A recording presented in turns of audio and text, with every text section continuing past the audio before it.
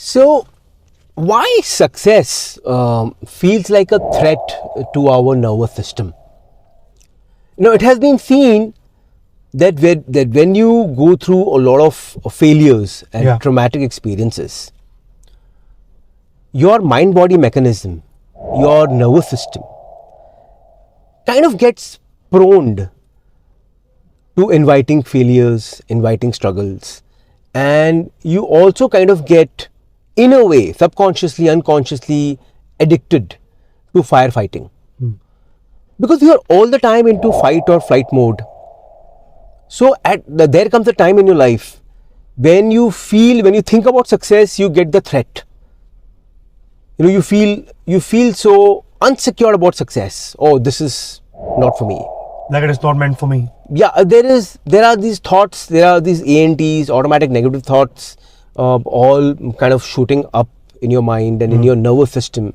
See, even body has its own mind. For that matter, every organ of your body has its own mind. Okay. So, because that entire nervous system is now dysregulated.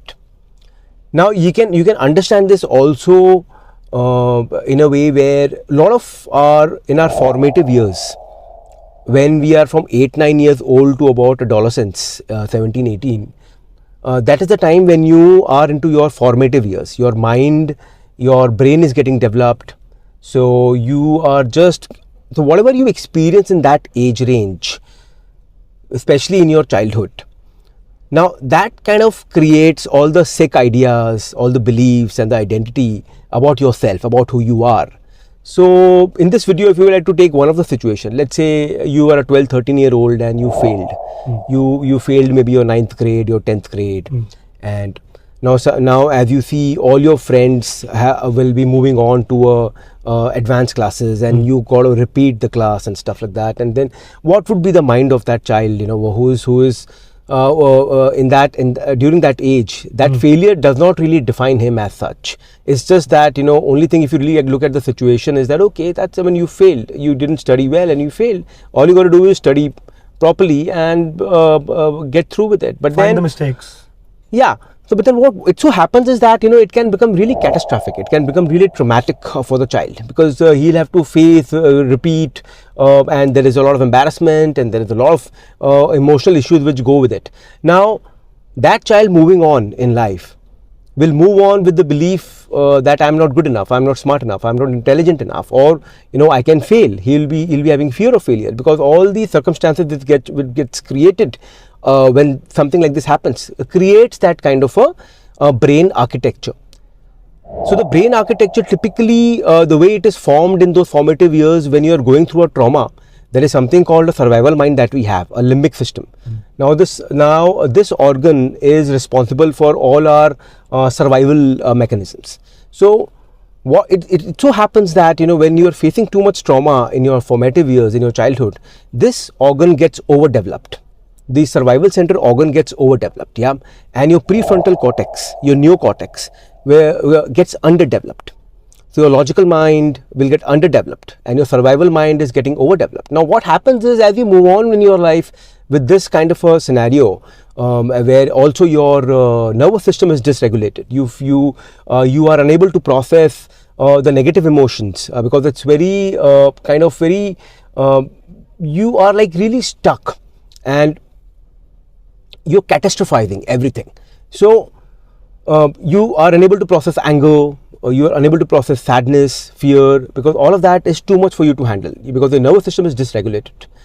And third, it has also been seen that such people are hypervigilant.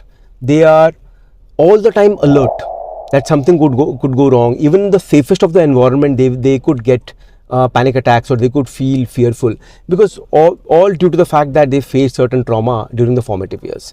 So it has been seen that success can be seen as a threat to your nervous system if you go through with all this. Now, these are the primary reasons. I mean, one feels okay, kind of why is it happening to me? Why I'm just stuck in this loop of mediocrity, and I'm not able to break this. I'm not able to get the success the other people usually do.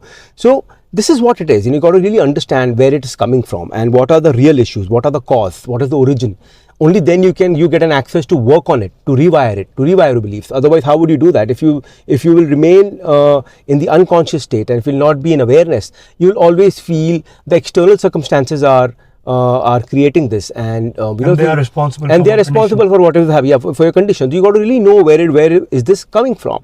So this is one that we wanted to share and understand in this video. At least we can move towards awareness part. Where we can comes to our conscious awareness that what is the origin of who I am and why am I like this.